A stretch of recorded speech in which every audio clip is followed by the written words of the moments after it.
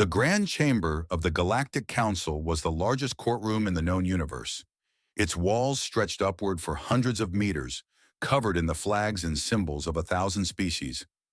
Light poured down from crystal panels in the ceiling, making everything look clean and pure and holy. But Mira Vance knew the truth. This place was rotten to its core. She stood in the center of the chamber, alone on a small platform that floated above the floor. Her hands were bound behind her back with energy cuffs that hummed against her skin. She was 19 years old, small for her age, with short dark hair and pale skin that had not seen sunlight in months. To the aliens watching from the gallery seats above, she must have looked like a child, a weak, frightened human child. She was not frightened. She was counting. Around her, the representatives of the Galactic Council filled their seats. There were the Vorath, tall and gray-skinned with 4 arms and eyes like black stones. There were the Kalani, delicate bird-like creatures with feathers of blue and gold. There were the Drexians, massive slug-like beings that oozed across their specially designed chairs. And dozens of others, species from every corner of the galaxy, all gathered to watch a human girl face justice, or what they called justice. Judge Kethros sat on the highest platform, looking down at Mira with cold satisfaction. He was a Morellian, an amphibian species with wet green skin and a mouthful of small sharp teeth. His robes were white and gold, the colors of council authority. He had served as a judge for over 200 years, and in that time, he had sent countless beings to their deaths. 17 of them had been human. Mira knew all their names. She had memorized them during her months in the holding cell. "The court will come to order," Judge Kethros announced, his voice echoing through the chamber. "We are gathered to deliver judgment in the case of the Galactic Council versus Mira Vance of Earth. The accused stands charged with the murder of Torek Val Vorath, son of High Commander Vorath, on Neutral Station 17. Murder, the word hung in the air like poison. Mira remembered that night clearly. She had been working as a translator on the station, one of the few jobs available to humans in this part of the galaxy. Torek had cornered her in a maintenance corridor after her shift. He had been drunk on some alien substance that made his forearms shake with excitement. He had told her what he was going to do to her. He had laughed when she told him to stop. She had not laughed when she killed him. "The evidence against the accused is overwhelming," Judge Kethros continued. "She was found standing over the body of the victim. Her hands were covered in his blood. She made no attempt to flee or deny her actions." In the gallery, the Vorath delegation watched with hungry eyes. High Commander Vorath himself sat in the front row, his 4 hands gripping the railing so hard that the metal bent. His son had been his only heir, his pride, his legacy, and a human girl had taken that away from him. He wanted her to suffer. He had paid a great deal to make sure she would. "The defense may speak," Judge Kethros said, gesturing to a small platform where Earth's legal representative stood. Ambassador Chen stepped forward. He was an older man with gray hair and tired eyes. He had been fighting for Mira's freedom for 6 months, and he had lost every battle. The system was designed to crush people like them. "Your Honor," Ambassador Chen began, "the defense maintains that Mira Vance acted in self-defense. We have security footage from the station that clearly shows Torek Val Vorath pursuing my client into the maintenance corridor. We have medical records showing injuries consistent with an assault. We have testimony from—" "The footage has been reviewed and found to be inconclusive," Judge Kethros interrupted. "The medical records are disputed by Vorath physicians, and the witnesses have withdrawn their statements." Ambassador Chen's hands shook with frustration. They withdrew because they were threatened. Everyone knows the Vorath have been intimidating witnesses since the beginning of this trial. This is not justice. This is a show designed to satisfy the political demands of a powerful species at the expense of an innocent young woman. The chamber erupted in noise. Some species shouted in agreement, others hissed and booed. The Vorath delegation rose from their seats, pointing their 4 arms at Ambassador Chen and screaming insults in their harsh language. Judge Kethros slammed his gavel against the podium. The sound echoed like thunder, and the chamber fell silent. "Ambassador Chen," the judge said slowly, "you will control yourself, or you will be removed from this chamber. The evidence has been reviewed according to council law. Your objections have been noted and dismissed. This court will not be swayed by emotional appeals or baseless accusations. Mira watched it all with empty eyes. She had known from the beginning that this would happen. The Vorath were too powerful, too wealthy, too connected. They had bought the judges and silenced the witnesses and buried the evidence. They had turned a clear case of self-defense into a murder trial. And now they would watch her die. But they had made one mistake. They had underestimated her. Does the accused wish to make a statement before judgment is passed? Judge Kethros asked, looking down at Mira with something like pleasure in his wet eyes. Mira lifted her head. For the first time since the trial began, she spoke. Yes. Her voice was quiet, but it carried through the chamber. Every alien leaned forward to hear. I killed Torek Valvorath, Mira said. I am not sorry. He attacked me. He tried to hurt me in ways that I will not describe in this chamber. I defended myself, as any living being has the right to do. The evidence proves this. You know it proves this. But you have chosen to ignore it because the Vorath are powerful and humans are not. She paused, letting her words sink in. I have watched this trial. I have listened to your lies. I have seen how this council treats those who cannot fight back. And I have learned something important. Judge Kethros frowned. What have you learned, human? Mira looked directly into his eyes. I have learned that you are not as smart as you think you are. The judge's frown deepened. This court does not have time for childish insults. If you have nothing meaningful to say, then... I have something very meaningful to say, Mira interrupted. But I will save it for later. Please continue with your show. A murmur ran through the gallery. No one spoke to Judge Kethros this way. No one dared. But this small human girl stood on her platform with her hands bound behind her back and looked at him like he was nothing. Judge Kethros straightened his robes and cleared his throat. Very well. This court has reviewed all evidence and testimony in the case of the Galactic Council versus Mira Vance. We find the accused guilty of murder in the first degree. The Vorath delegation cheered. High Commander Vorath stood and raised all four arms in triumph. The sentence, Judge Kethros continued, is death by neural dissolution. The chamber fell silent. Neural dissolution was one of the most painful execution methods in the galaxy. It destroyed the brain slowly, cell by cell, keeping the victim conscious through hours of agony. It was reserved for the worst criminals, the most hated enemies. Using it on a teenage girl was a statement, a message to humanity about their place in the galaxy. Ambassador Chen collapsed into his chair, his face white with horror. He had failed.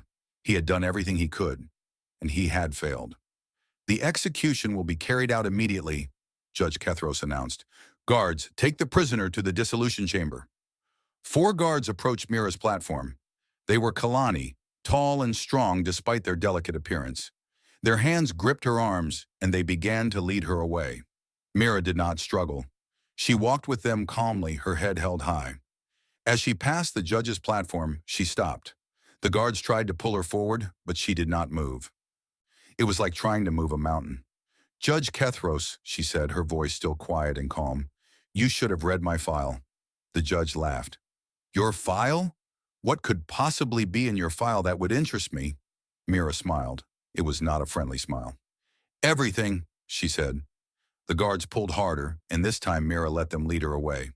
The chamber doors closed behind her, and the trial was over. In the gallery, Ambassador Chen pulled out his communicator with shaking hands. He typed a message to Earth, using codes that only the highest military commanders would understand. The message was simple. Prometheus is in danger. Trial failed. Execution imminent. 3 seconds later, he received a reply. Understood. Stay clear of the execution chamber. Ambassador Chen read the message twice. Then he erased it from his device and walked out of the grand chamber as quickly as he could. Something was about to happen. Something that would change the galaxy forever. In the execution chamber below, Mira Vance waited in the darkness. She could feel the energy cuffs around her wrists, the cold metal floor beneath her feet, the distant hum of the neural dissolution machine warming up. She could hear the guards talking outside the door, laughing about the stupid human girl who thought she could fight back against the Vorath. They had no idea what was coming. Mira closed her eyes and began to count again. She counted her heartbeats, slow and steady. She counted the seconds until the door would open. She counted the steps from the door to the machine. She counted everything because counting kept her calm, and she needed to be calm for what came next. The door opened. Light poured into the chamber, and Mira Vance began to smile. The execution chamber was cold and gray, built from metal that absorbed all warmth and hope. In the center stood the neural dissolution machine, a nightmare of wires and tubes and glowing crystals. It looked almost beautiful in the dim light, like some kind of alien flower. But Mira knew what it did. She had studied it during her months in the holding cell, learning every detail about how it worked and how it killed. She had also learned how to survive it. The guards pushed her forward, their Kelleny hands firm on her shoulders. There were 6 of them now, plus 2 technicians in white coats who stood near the machine, preparing the equipment. And standing in the corner, watching with wet satisfaction in his cold eyes, was Judge Kethros himself. He had come to watch her die. Mira had hoped he would. "Strap her in," one of the technicians said, not even looking at her. To them, she was just another body, just another job. The guards led her to a metal chair in front of the machine. They forced her to sit, and then they began attaching straps to her arms, her legs, her chest. The straps were made of some kind of synthetic material, stronger than steel. They were designed to hold prisoners who thrashed and screamed as their brains were slowly destroyed. Mira did not thrash.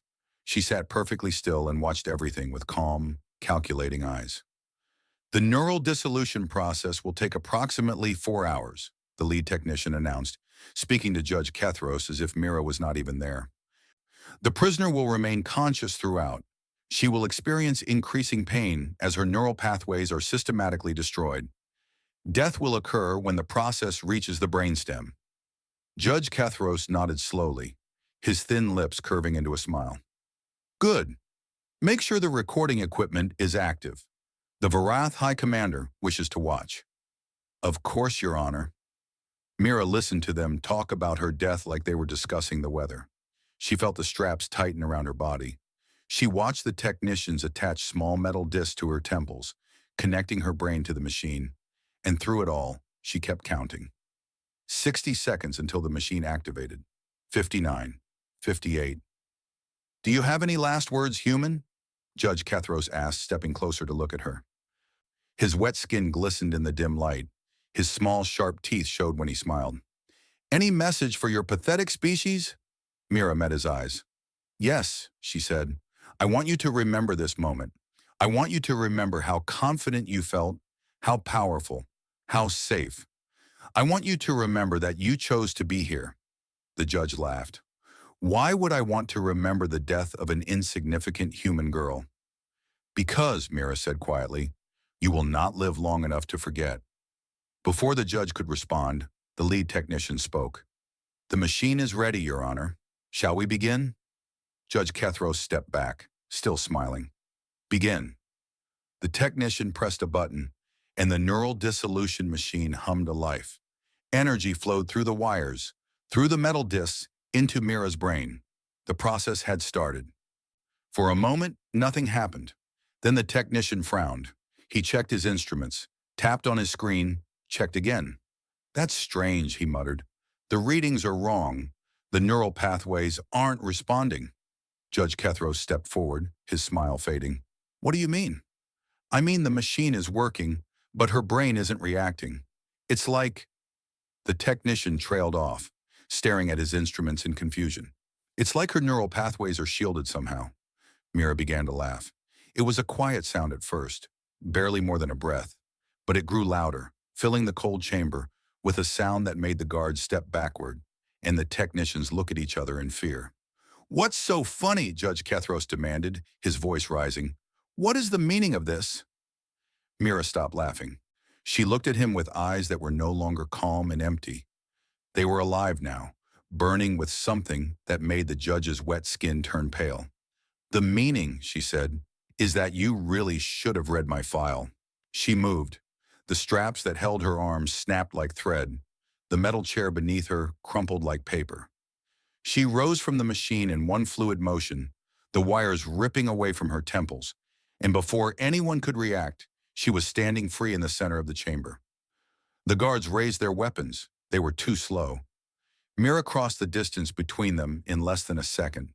She moved like water, like wind, like something that could not be stopped or even seen clearly.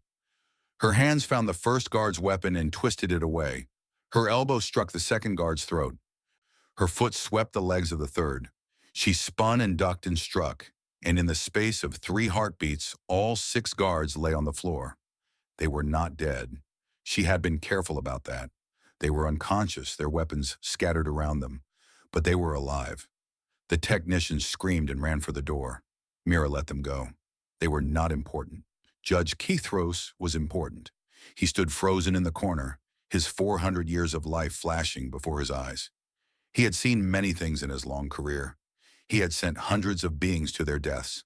He had watched executions and wars and massacres without flinching. But he had never seen anything like this. He had never seen a human move like that. "What are you?" he whispered, pressing himself against the wall. Mira walked toward him slowly. There was no need to hurry now. The door was locked from the inside, and her work was not finished. "I am Mira Vance," she said. "I am 19 years old. I was born in a small town in what used to be called Montana. I like to read books and watch old movies and cook meals for my family." She stopped in front of him, close enough to touch. "I am also the product of something called the Prometheus program." The judge's eyes widened. I don't understand." "No, you don't. Let me explain." Mira held up her hand, examining her own fingers like she was seeing them for the first time. 60 years ago, humanity joined the galactic community. We were young and weak and naive. We thought the galaxy would welcome us. Instead, we found corruption and cruelty and species like the Vorath who saw us as prey. She lowered her hand and looked at the judge. "Our leaders realized that we needed to change. Not openly, not in ways the galaxy would notice, but quietly, secretly, in hidden laboratories and classified programs. They called it Prometheus, after a god from our mythology who gave fire to humanity." Judge Kethros tried to speak, but his mouth was too dry. "The Prometheus program modified us," Mira continued. "Our bones are reinforced with carbon lattice. Our muscles are enhanced with synthetic fibers. Our reflexes are 4 times faster than a normal human, and our neural pathways are shielded against electromagnetic interference." She smiled. "Including neural dissolution." "Please," the judge whispered. "Please, I was only following the law." "The Vorath demanded—" "I know what the Vorath demanded." Mira's voice was cold now, cold as the metal walls around them. "I also know what you did. Not just to me. To 17 other humans over the past decade. 17 innocent people who came to this council seeking justice and found only death." She reached into her pocket and pulled out a small device. It was a data chip, filled with information she had gathered during her months in the holding cell. Sarah Chen, age 24, accused of theft by a Morellian merchant. Evidence showed she was innocent. You sentenced her to death anyway. Mira's voice was steady, but her eyes burned. Michael Torres, age 31, accused of assault by a Kelani noble. He had defended a child from abuse. You sentenced him to death. She listed them all. 17 names, 17 stories. 17 humans who had trusted the Galactic Council and been betrayed. When she finished, Judge Keithros was weeping. Green tears ran down his wet skin, pooling on the floor beneath his feet. "I had no choice," he sobbed. "The powerful species control everything. If I had ruled against them, they would have destroyed me. I was just trying to survive." Mira looked at him for a long moment. Part of her felt something like pity. He was old and weak and afraid, just like the galaxy had thought she was.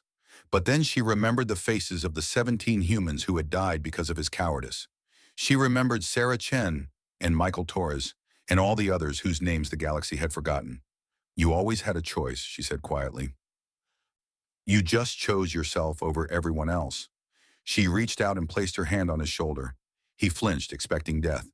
"I have one question for you," Mira said. "Answer honestly, and I will consider mercy." The judge nodded frantically. "Anything. Anything. Did any of them beg? The 17 humans you killed. Did any of them beg for their lives the way you are begging now? Judge Kethros closed his eyes. Green tears continued to fall, and in a voice barely louder than a breath, he told the truth. Yes, they all did. Mira nodded slowly. She had known the answer before she asked, but she had needed to hear him say it. Then you understand, she said, why I cannot show you what you never showed them. What happened next was quick.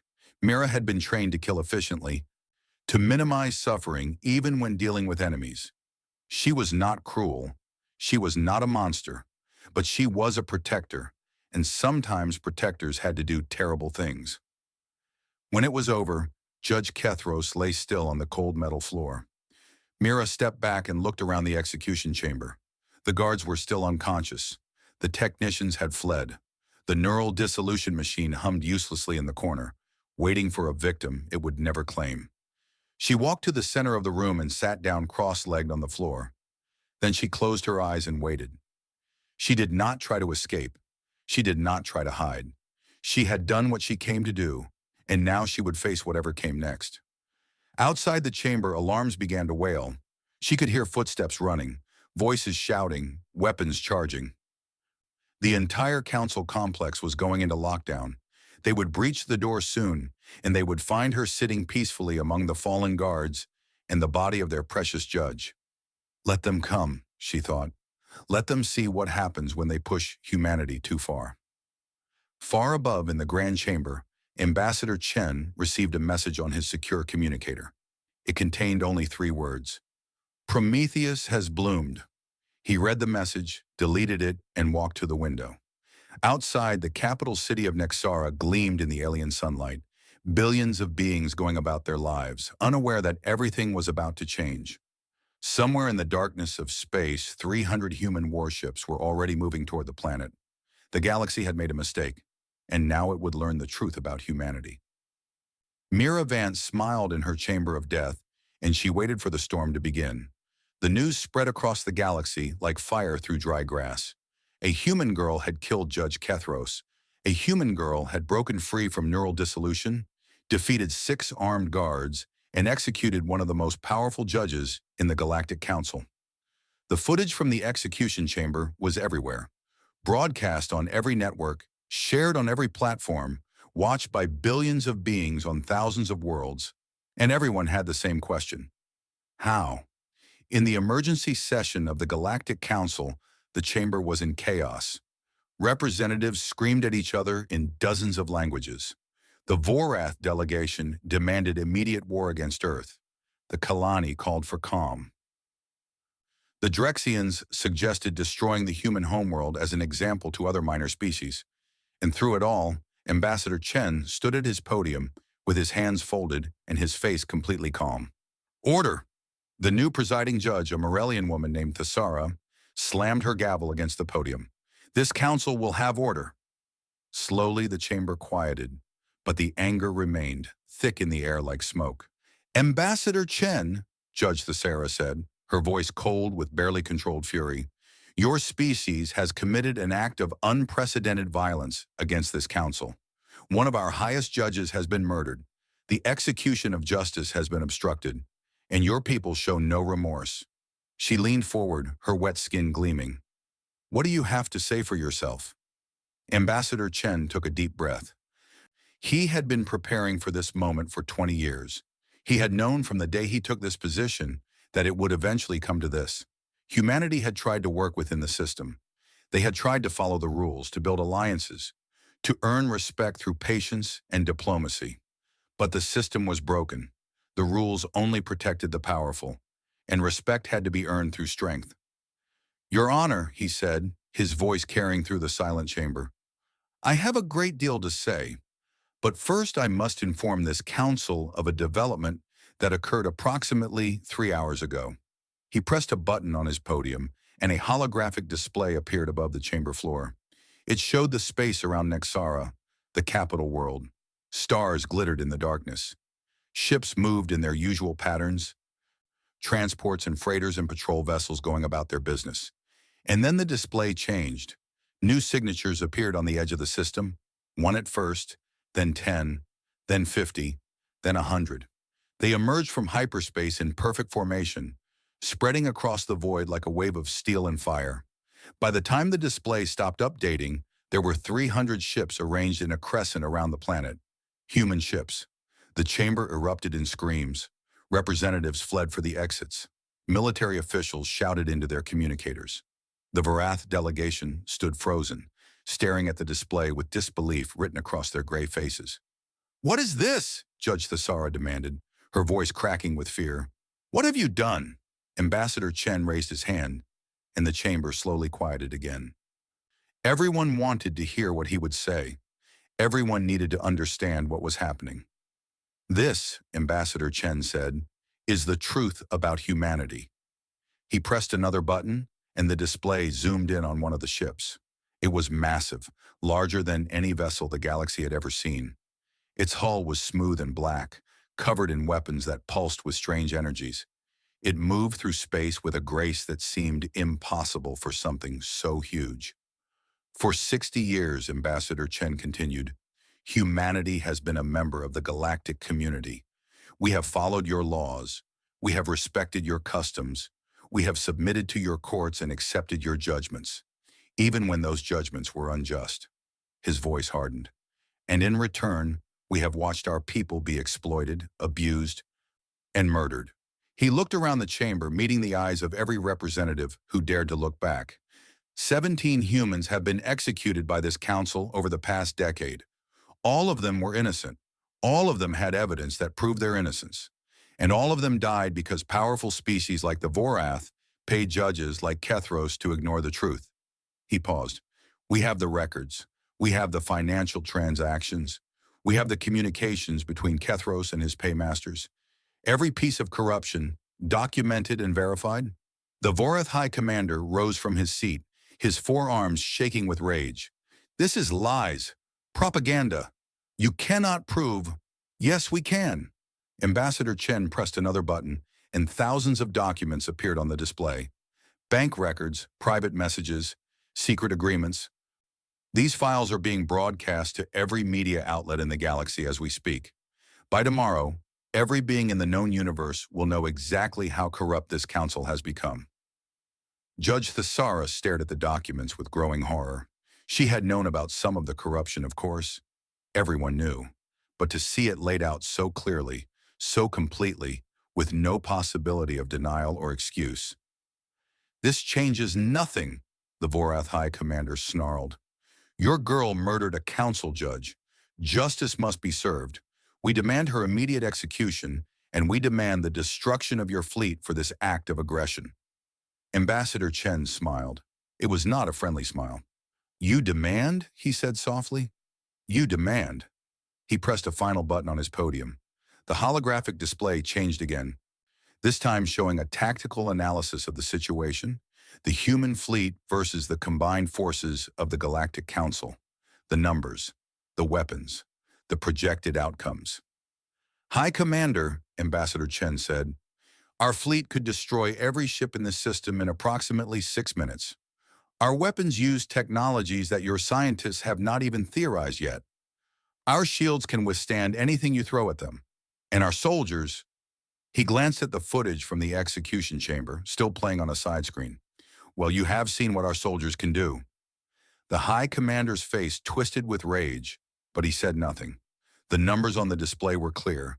The Galactic Council's military forces were no match for the human fleet, not even close. "But we do not want war," Ambassador Chen continued, his voice softening. "We never wanted war. We wanted justice. We wanted fairness. We wanted to be treated as equals, not prey." He looked around the chamber again.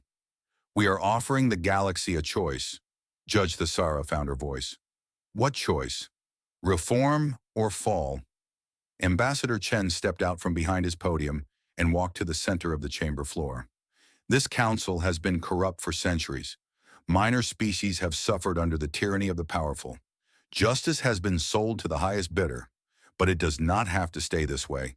He turned slowly, addressing every representative in the chamber. "Humanity is not your enemy. We could have destroyed you years ago if we wanted to. We built our fleet in secret, trained our soldiers in hidden facilities, develop technologies that make yours look primitive. And we did it all without attacking anyone, without starting any wars, without harming a single being." He paused. "We did it because we knew this day would come. We knew that eventually we would have to show the galaxy what we were capable of." The chamber was silent. Every being listened, barely breathing. "But capability is not the same as intention," Ambassador Chen said. "We have the power to conquer. We choose not to. We have the power to destroy. We choose not to. Instead, we offer you a chance to build something better." He turned to face Judge Thesera directly. "Release Mira Vance into our custody. Begin immediate reforms of the Council justice system. Give minor species a voice in galactic governance. End the corruption that has poisoned this institution for centuries." His voice rose, filling the chamber. "Do this, and humanity will stand with you. We will protect the weak. We will defend the innocent. We will help you build a galaxy where justice means something." He paused, letting his words sink in. "Refuse, and we will leave. We will take our fleet and our technology and our soldiers, and we will return to our own corner of the galaxy. We will protect our people and our allies, and we will let this council rot from within." He smiled grimly. "But I suspect that once the minor species see what we have shown them today, they will have their own ideas about reform." The chamber remained silent for a long moment. Then slowly, something began to happen. Representatives from the minor species started to stand. The Talari, a small insectoid race that had been oppressed for generations. The Minori, amphibious beings who had lost countless members to corrupt courts. The Zelani, the Dreth, the Corvin, and dozens of others. They rose from their seats one by one, and they looked at Ambassador Chen with something that had been missing from their eyes for a very long time. "Hope.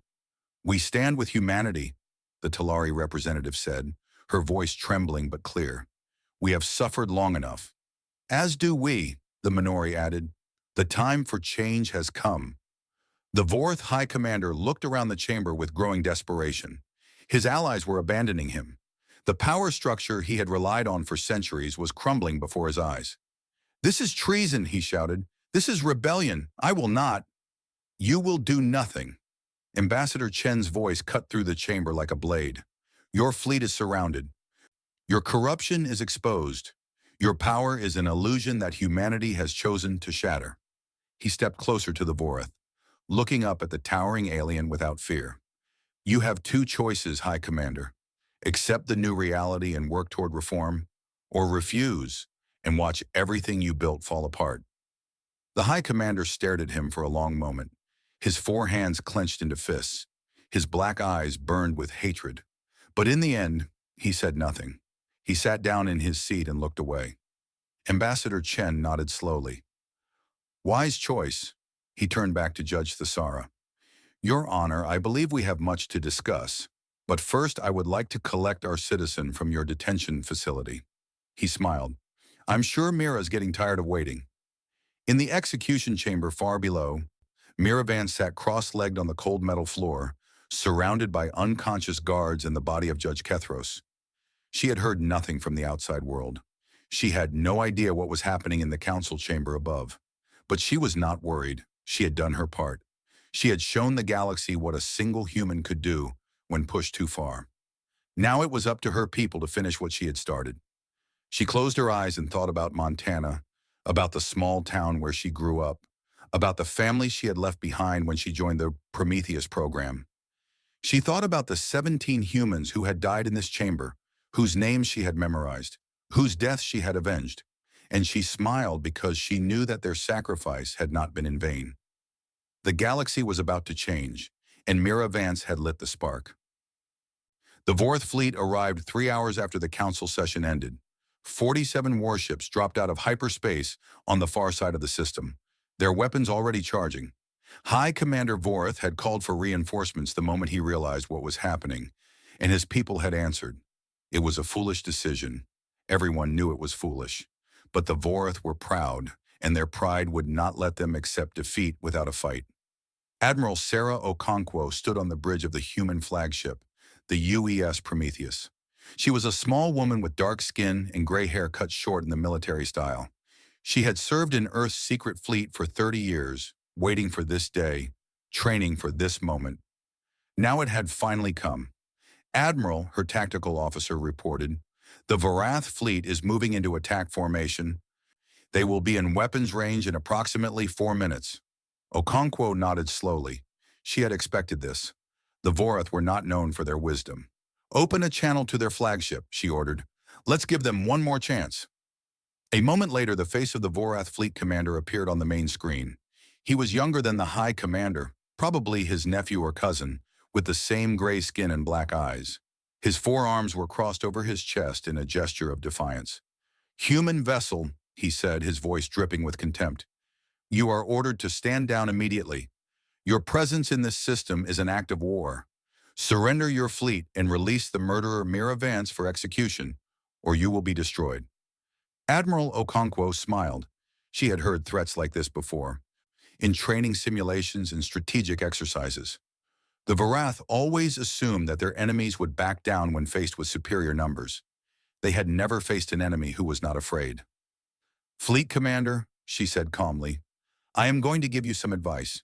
Please listen carefully, because I will only say this once. The Vorath commander's eyes narrowed. You dare to give me advice? You are nothing but— Turn your ships around, Okonkwo interrupted. Go home. Tell your High Commander that this fight is not worth having. Tell him that humanity does not want war, but we are ready for it if you force our hand. She leaned forward slightly. And tell him that every ship he sends against us will be disabled and captured. Every soldier who attacks us will be taken prisoner. We will not kill unless we have no other choice. But we will defend ourselves and we will protect our people. The Vorath commander laughed. Disabled and captured? You truly believe you can defeat a Vorath battle fleet without killing anyone? You are even more foolish than I thought. Perhaps, Okonkwo agreed, but I do not think so. She ended the transmission and turned to her crew. All ships, prepare for combat, weapons to minimum lethality.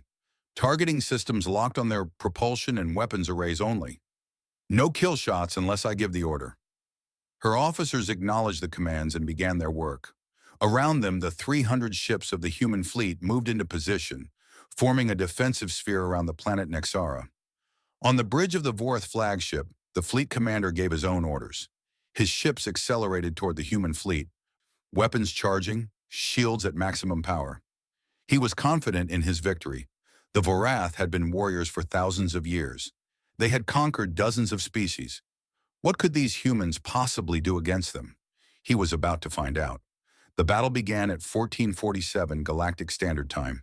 It ended at 1451. 4 minutes. The Vorath ships fired first, launching a barrage of plasma torpedoes and particle beams at the human fleet. The weapons crossed the void at near light speed, enough firepower to destroy a small moon. The human ships did not even try to dodge. They simply waited. The weapons struck their shields and disappeared. No explosions, no damage, no effect at all. The human shields absorbed every shot like water absorbing drops of rain. The Vorath commander stared at his tactical display in disbelief. That's impossible, he whispered. No shield technology can— He never finished the sentence. The human fleet moved. That was the only way to describe it. One moment they were in a defensive formation, and the next moment they were everywhere. They flowed around the Vorath ships like a river flowing around rocks, faster than sensors could track, faster than weapons could target. And then they fired. The human weapons were nothing like anything the galaxy had seen. They were precise, surgical, almost delicate. They struck the Vorath ships exactly where they needed to strike, destroying engines and weapon systems while leaving the rest of the vessel intact. They penetrated shields as if they did not exist. They cut through armor like light through glass. In 4 minutes, every Vorath warship was drifting dead in space, engines dark, weapons silent, life support still functioning. 47 ships and over 200,000 soldiers defeated without a single death. Admiral Okonkwo watched the tactical display update, showing the disabled Vorath fleet floating helplessly in the void. She felt no satisfaction, no pride, only a deep sadness for what could have been avoided. All ships, stand down from combat status, she ordered. Launch rescue shuttles to assist any Vorath vessels with damaged life support, and open a channel to their fleet commander. A moment later, the Vorath commander appeared on screen again. His face was pale gray now, his black eyes wide with shock and fear. Behind him, his bridge was dark, lit only by emergency lights. "Fleet commander," Okonkwo said quietly, "I take no pleasure in your defeat. Your soldiers fought bravely, and they will be treated with honor." She paused. "I am sending rescue shuttles to assist your ships. Any crew that surrenders will be fed, housed, and returned to Vorath space once the current crisis is resolved." The commander stared at her as if she had spoken in an alien language. You are helping us? After we attacked you?" "Yes." Okonkwo's voice was steady. "Because that is who we are. We are not conquerors. We are not destroyers. We are protectors. And sometimes that means protecting even our enemies from the consequences of their mistakes." She ended the transmission and turned to her first officer. "Status report. All enemy vessels disabled, Admiral. 0 human casualties. 0 Vorath casualties confirmed, though we're still scanning for injuries." He paused, looking at his display with something like wonder. "Admiral, I've never seen anything like this." "Neither have they," Okonkwo said. "And that's the point." She stood and walked to the main view screen, looking out at the scattered Vorath fleet. In the distance, she could see the planet Nexara, blue and green against the darkness of space. Billions of beings lived on that world, beings who had just witnessed something that would change everything they believed about humanity.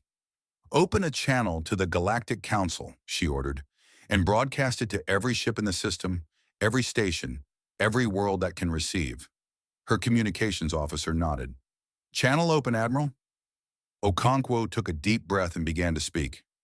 "Citizens of the galaxy," she said, her voice carrying across the void. "My name is Admiral Sarah Okonkwo of the United Earth Fleet. Today, you witnessed a battle between human and Vorath forces. You saw our ships disable an enemy fleet in 4 minutes without taking a single life. And I imagine you are asking yourselves one question. Why?" She paused, letting the question hang in the air. "We could have destroyed them. Our weapons are capable of annihilating entire fleets, of reducing planets to ash, of ending the Vorath species in a matter of hours. We have that power. We have had it for decades." Her voice softened. "But power without wisdom is just another form of destruction, and humanity has had enough of destruction." She turned to face the view screen directly, as if looking into the eyes of every being in the galaxy. "For 60 years we have watched the galaxy. We have seen how the strong prey upon the weak. We have seen corruption and cruelty and injustice on a scale that breaks the heart. And we have prepared ourselves, not for conquest, but for protection." She raised her hand, gesturing at the ships around her. "This fleet exists to defend those who cannot defend themselves, to stand against tyranny wherever it appears, to show the galaxy that there is another way." She lowered her hand and continued in a quieter voice. "We did not come here to start a war. We came because one of our children was about to be murdered for a crime she did not commit. We came because 17 humans were executed by corrupt courts over the past decade, and no one in the galaxy cared enough to stop it. We came because enough is enough." She straightened her shoulders, her voice rising again. "But we do not want revenge. We do not want to rule. We want justice, true justice, for all beings, regardless of species or power or wealth. And we are willing to work with anyone who shares that goal." She looked directly into the camera, her eyes burning with conviction. "To the Galactic Council, reform your systems, end the corruption, give every species a voice and a fair hearing. Do this and humanity will stand beside you as allies and protectors. Refuse, and we will leave you to your fate." She paused. "But know this. The minor species are watching. They have seen what we can do, and they will not forget." She ended the transmission and turned away from the view screen. In the grand chamber of the Galactic Council, the representatives sat in stunned silence. They had watched the battle, they had heard the Admiral's words, and they understood, finally, what they were dealing with. Humanity was not weak. Humanity was not primitive. Humanity was something far more dangerous than a conqueror or a destroyer. Humanity was patient. They had waited 60 years, building their strength in secret, watching the galaxy with careful eyes. They could have attacked at any time. They could have crushed their enemies and taken what they wanted. But they had chosen a different path. They had chosen to wait until the moment was right, until the injustice was clear for all to see, until the galaxy was ready to change. And now that moment had come. Judge Thesara rose slowly from her seat. Her hands were shaking, but her voice was steady when she spoke. This council calls an emergency session to discuss immediate reforms to the galactic justice system. All representatives are required to attend. She paused, looking around the chamber at the frightened faces of the powerful species and the hopeful faces of the minor ones. It appears that we have much to learn from our human friends. Far above, aboard the UES Prometheus, Admiral Okonkwo allowed herself a small smile. The hard part was over. Now the real work could begin. And somewhere in the detention facility below, Mira Vance waited for the doors to open, ready to face whatever came next. The galaxy was changing, and Mira was glad to have been the spark that started the fire. 6 months had passed since the day that changed everything. Mira stood in the grand chamber of the Galactic Council, the same room where she had been sentenced to death. But the room was different now. The flags and symbols on the walls had been rearranged, with the banners of minor species hanging alongside those of the great powers. New seats had been added to the gallery, filled with representatives who had never been allowed to speak before. And at the center of the chamber, where Judge Kethros once sat, there was now a panel of 12 judges from 12 different species, chosen by fair election. Today was a special day. Today, the man who had tried to hurt Mira would finally face justice. Torek Valvorath stood on a floating platform in the center of the chamber, his forearms bound behind his back. He was thinner than Mira remembered, his gray skin pale from months in detention. He had not been treated cruelly. He had been fed and housed and given medical care. But he had also been forced to wait, to watch as the galaxy changed around him, to understand that his family's power could no longer protect him from the truth. Torek Valvorath, the lead judge announced, "You are charged with assault and attempted violation of a sentient being. The evidence against you has been reviewed by this court, including security footage from Neutral Station 17, medical records from the victim, and testimony from 17 witnesses." The judge paused, looking down at the accused with cold eyes. "How do you plead?" Torek's voice was quiet, broken. "Guilty." A murmur ran through the chamber. Everyone had expected a denial, a defense, an excuse, but there was no defense against the evidence, and no excuse that would save him now. "This court accepts your plea," the judge said. "The sentence is 30 years of rehabilitation on the prison world of Kethros Prime." A small smile crossed the judge's face. "Yes, the planet has been renamed in honor of the judge you once paid to kill innocent humans. It seemed appropriate." Torek was led away without another word. He did not look at Mira as he passed. He did not beg for mercy or forgiveness. He simply walked with his head down, a broken man facing the consequences of his actions. Mira watched him go and felt nothing. No satisfaction, no anger, no joy. Just a quiet emptiness where the hatred used to be. The trial was over, but the day was not finished. After a short break, the chamber filled again for a different kind of ceremony. This time, the gallery was packed with beings from across the galaxy, all watching as Ambassador Chen walked to the center of the chamber floor. "Representatives of the Galactic Council," he said, his voice carrying through the room, "I am honored to announce that Earth has accepted your invitation to join the High Council as a full member." Applause erupted from the gallery. Minor species representatives cheered and waved their appendages. Even some of the older powers joined in, recognizing that the galaxy had entered a new era. Chen raised his hand for silence. "Humanity accepts this honor with humility and responsibility. We do not seek to rule. We do not seek to dominate. We seek only to serve the cause of justice and to protect those who cannot protect themselves." He turned to look at Mira, who stood at the edge of the chamber with a small group of human soldiers.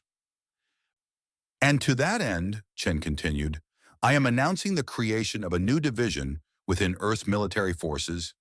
It will be called the Sentinel Corps, and its mission will be to monitor galactic affairs and respond to threats against innocent beings anywhere in the known universe." He smiled. The commander of this new division is someone you all know. Someone who showed the galaxy what one human can do when pushed too far. He gestured toward Mira. Commander Mira Vance, please step forward. Mira walked to the center of the chamber, feeling the eyes of thousands of beings upon her. She was not wearing the prisoner's clothes anymore. She was wearing the uniform of Earth's military, black and silver with the emblem of the Prometheus program on her shoulder. A new rank badge gleamed on her collar. Commander Vance, Chen said formally, do you accept this responsibility? Mira looked out at the chamber, at the faces of the minor species who had suffered for so long, at the representatives of the great powers who were finally learning to share their privilege. She thought about the 17 humans who had died before her, whose names she still carried in her heart. I accept, she said, but I have one condition. Chen raised an eyebrow. What condition? Mira turned to address the entire chamber. The Sentinel Corps will protect the innocent. We will respond to injustice wherever we find it. We will use our power to defend those who cannot defend themselves. Her voice hardened. But we will not become the thing we fight against. We will not use our strength to dominate or control. We will save people, not conquer them. And we will never, ever abandon our humanity in the pursuit of victory. She looked at Chen with steady eyes. If Earth's leaders ever order me to become a monster, I will refuse. That is my condition. Chen smiled, and there was pride in his eyes. That condition is accepted, Commander. It is exactly what we hoped you would say. The ceremony continued with speeches and declarations, and the signing of formal documents. But Mira barely heard any of it. Her mind was already moving forward, thinking about the work that waited for her. After the ceremony ended, Mira walked alone through the streets of the capital city. The alien buildings towered above her, strange and beautiful in the golden afternoon light. Beings of 100 different species passed by, some nodding to her in respect, others hurrying away in fear. She was famous now, the human girl who had killed a judge and changed the galaxy. Some saw her as a hero, others saw her as a threat. She was not sure what she saw herself as. She stopped at a small plaza near the edge of the city where a new monument had been built. It was a simple structure, a black stone pillar with names carved into its surface. 17 names, 17 humans who had been murdered by a corrupt system that no longer existed. Sarah Chen, Michael Torres, David Okafor. The list went on, name after name, each one a life cut short by injustice. Mira stood before the monument and spoke their names aloud, one by one. It was something she did every day, a ritual of remembrance that helped her stay connected to why she fought. I kept my promise, she said quietly when she finished. I made them listen. I made them change. And I will spend the rest of my life making sure that no one else has to die the way you did. She touched the stone gently, feeling the cold surface beneath her fingertips. Then she turned and walked away. That evening, Mira boarded a transport shuttle bound for the UES Prometheus, which was now the flagship of the Sentinel Corps. Admiral Okonkwo was waiting for her in the hangar bay, along with the officers who would serve under her command. Commander Vance, Okonkwo said, saluting crisply, welcome aboard. We have a situation that requires your attention. Mira returned the salute. What situation, Admiral? Okonkwo handed her a data pad. A human freighter captain has been arrested on charges of smuggling in the Kelani system. The evidence is questionable, and the trial is scheduled for tomorrow. Sound familiar? Mira looked at the data pad, reading the details quickly. A young woman named Anna Park, accused of crimes she probably did not commit, facing a court system that might not give her a fair hearing. The Kelani were allies now, but old habits died hard. Corruption still lurked in the corners of the galaxy.